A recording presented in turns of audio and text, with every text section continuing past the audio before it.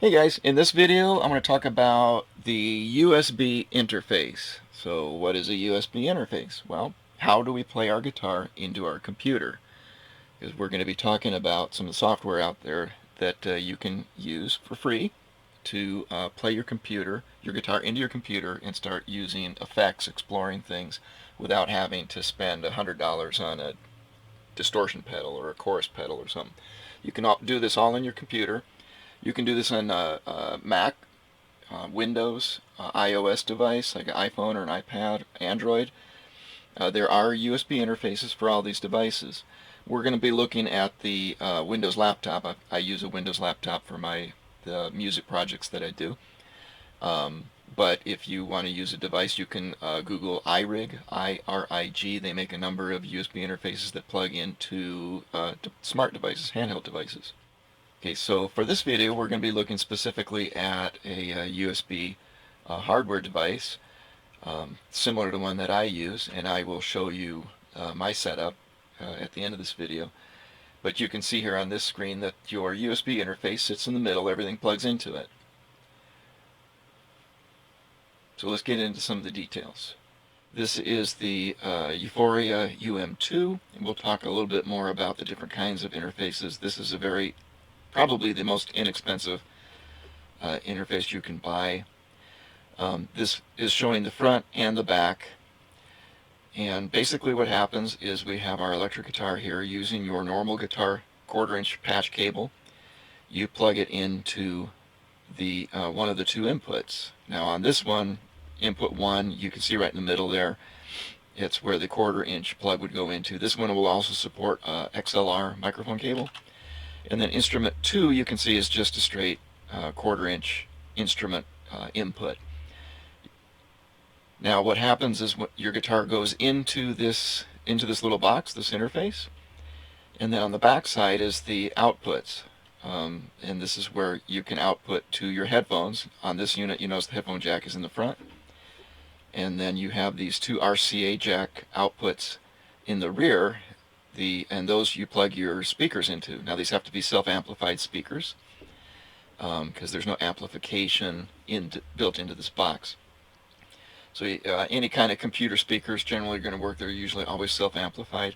And of course, the better the quality of your speakers, the better quality of your sound. Now speaking of the speaker quality, these are full-range speakers. Now normally you're not going to plug a musical instrument into full-range speakers. Guitar amp is tuned for mid-range for a guitar. Bass amp is tuned low-end for a bass. Keyboard amp is generally a full frequency, full range speaker. So you're not looking for a guitar amp here. Now you could plug this into your guitar amp and that will work, but ideally you'll use full range speakers, and a decent pair of computer speakers is always going to work at least pretty well. And then you also have the option of headphones in this unit, and then so that you could play at night with your headphones on. Or you can hear the quality of the sound a little bit better maybe over using headphones as opposed to using computer speakers. So you could do both at the same time, either or, with this unit. And then you also have your USB plug. Now the USB plug is the key to this. The USB plug gets plugged into your computer. In this case, this is a picture of a laptop. I use a Windows laptop. You can use a Mac. And when you plug into a computer, then you also have to have an ISO driver. And we'll get into the ISO driver. Okay, so let's talk about the USB interfaces themselves. Now what you can see here is the Euphoria. This is the Behringer Euphoria UM2. And this is the one we were looking at in the other screenshot. You notice this one's got knobs on the top. So you've got your input gain, that's your volume knob, input volume knob for line 1 and also for line 2. And then you have your output right here for the sound going out to your speakers. So this is a very inexpensive unit. You can see it's $45 at Musician's Friend, but you notice it says order now. So I don't know what's going on with Behringer, but I think they're having trouble getting their things shipped from China these days.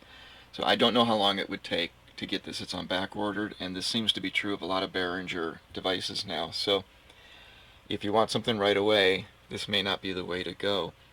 Now, for a little bit more money, I've used one of these before. I bought one of these about 4 or 5 years ago, Scarlett, Focusrite Scarlett. Now you can see this is the same thing. It's got two inputs. In this case, you can see that this input is just for a microphone. That's the XLR cable. But doesn't matter. You've got the instrument 1/4 inch jack right here. You've got your volume knob in the front, headphone jack, and then when you look on the back, it's got the 1/4 inch output. So whether it's RCA jack or 1/4 inch jack, it's going to dictate what kind of cables you buy, so that you can plug this into your speakers. All right, so this is one of the options. Now, one of the advantages of this Focusrite is, like I said, I bought the Scarlett Solo 4 or 5 years ago. I registered my account, and every month or two I get an email, and they send me a free. I get an opportunity to download a free plugin. I do studio recording here on my computer too, so I use plugins. It could be instrument sounds, synthesizers, effects like overdrive, digital delay, reverb. For the number of free plugins that I've gotten from these offers through Focusrite, it's more than paid for what I paid for this unit. So literally, I have hundreds of dollars in free downloads over the 12 months, 24 months. Now you can see that this one's 119, so it's a little more than twice the price of the Behringer. But this is a really good unit. It's metal case. It's got really good, the preamps in it are really good, so it does the digital to analog, analog to digital conversions really well. I had no problems with it, other than it burned out, stopped working. Now, this has a really good reputation, so I think I just had gotten a bad unit. But you can't go wrong with the Euphoria. This is what I use now. I actually have the Euphoria UMC 404. It's got 4 inputs. Basically the exact same unit, but it's got more inputs. So you wouldn't need that. It comes in nice for studio recording with multiple inputs, plugging in multiple instruments at the same time, that kind of thing. But for just getting your guitar into your computer, this little UM2 or this Focusrite Scarlett. Another way to go is with a mixer board. Now this is this is made by Behringer too. This is the Zenix line. You can see this is $78, so it's more than the UM2, but it's cheaper than the Focusrite. This is actually a mixer board, but it does have the USB output. All right, and that's the key.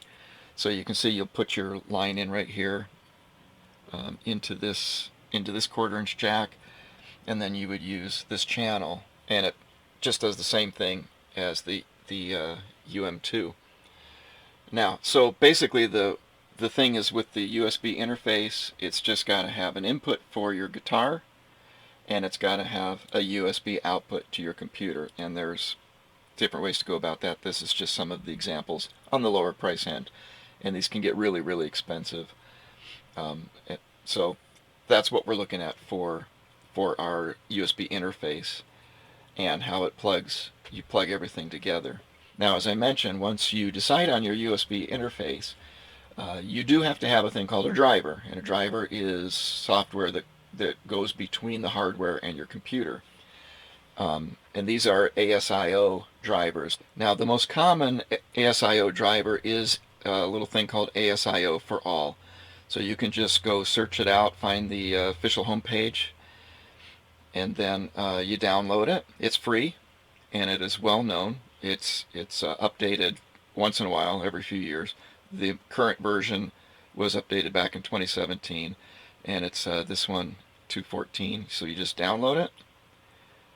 It downloads really quickly. It's very small. You run it, and it will run the install. Give it permission to run. Okay, and now we just click next, accept the terms, and then I just click the top one, install, and it's off and running, and that's it. That's all there is to it. So it installs itself, and it will be available to you then. What will happen is when you plug in your USB interface, you'll have an option in there to select your ASIO driver, and if your USB interface that you choose doesn't come with its own ASIO driver, then you can use the ASIO for All. So you would prefer the driver that comes with your USB interface, or use the ASIO for All. And there's a lot of tutorials and a lot more information on the internet on exactly how to use those. But You install it, you select it, and it's the software that sits between your USB interface and your computer.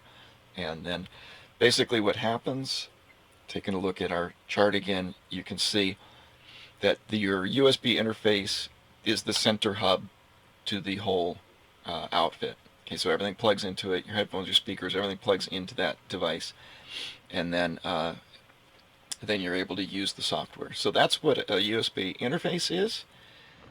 So let's take a quick look at my rig, what I have set up. So I use the Euphoria 404, and this is my laptop, my main production system. So you just take a standard USB cable, plugs directly into your laptop.